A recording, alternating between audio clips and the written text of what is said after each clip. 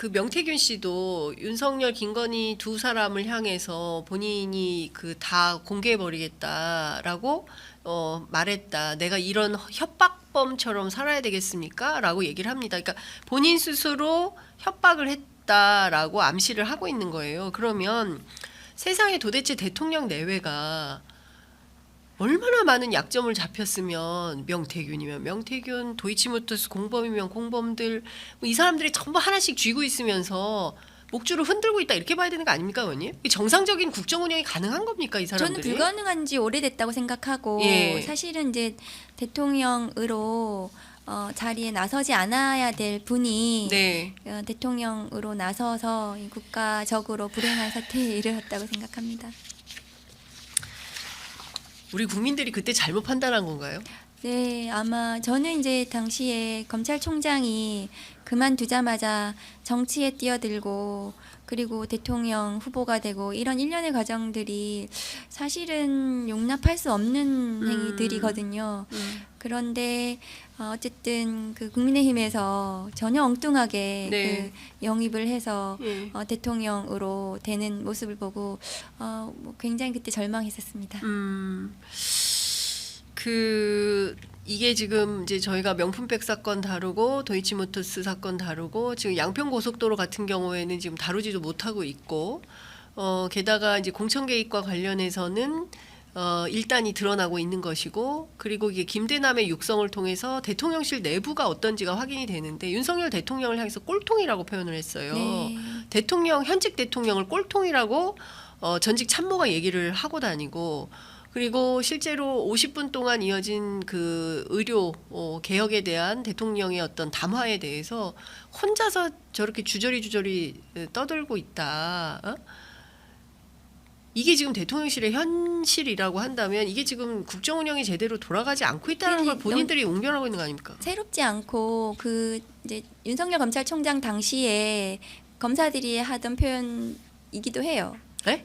그 당시에, 검사들이? 예, 그 총장 당시에, 시절에? 예, 총장 시절에 검찰총장 시절에? 대검의 운영과 관련해서 예. 그렇게 얘기하는 걸 듣기도 했습니다. 저도 그래서 꼴통이라고. 하여튼 그 비슷한 표현들을 하기도 했었습니다. 그래서 뭐 비슷하게 똑같이 국정을 운영하고 있는 거죠.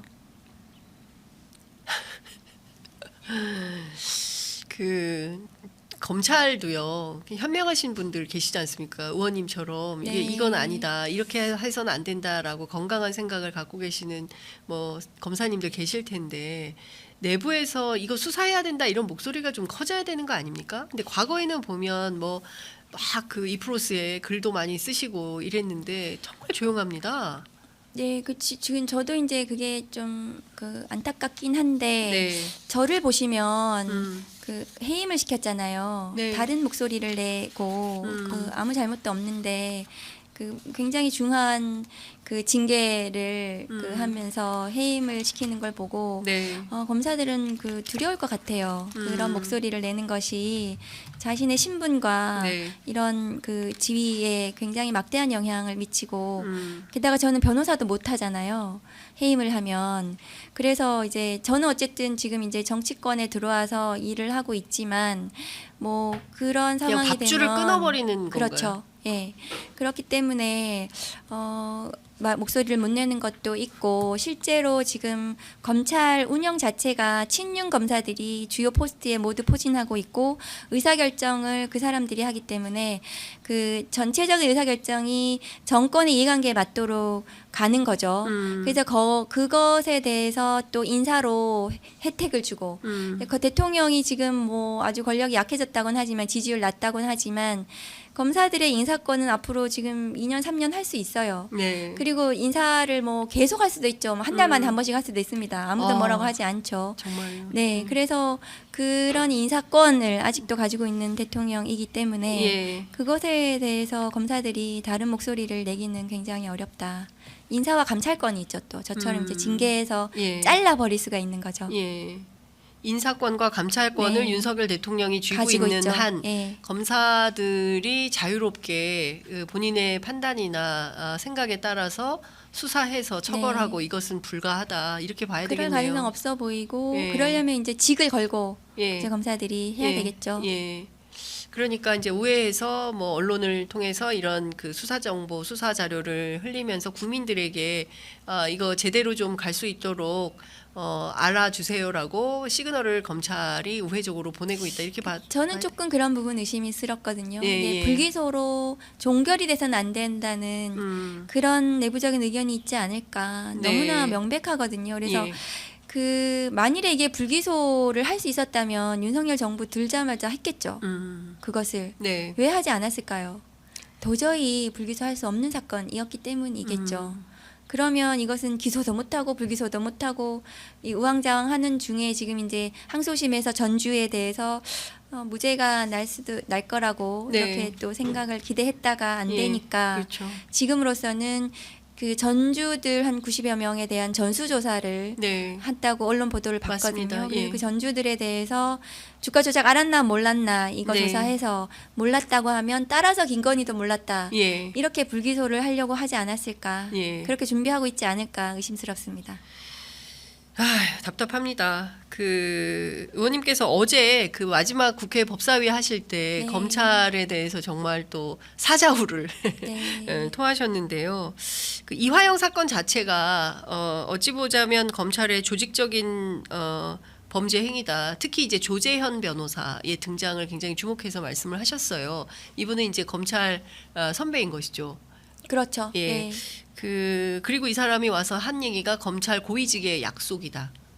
그게 그러니까 이제 이화영 부지사의 네, 그 그 어제 그 사건에서. 증언으로 그런 내용이 나와서 그렇다면 이것은 이화영 부지사의 진술이 다 사실이라면 검사들 그 다음에 그 또 당시에 김성태 회장부터 시작해서 그 1심 판결의 기초가 됐던 3명 안부수, 방용철, 쌍방울 관계자 그 다음에 이제 검찰 고위직 변호사들이 네. 함께 이 이화영 부지사에 대해서 진술 회유와 압박을 했다는 정황이 아닌가 의심스럽고 이것은 조직적으로 이루어졌다고 봐야 되겠죠.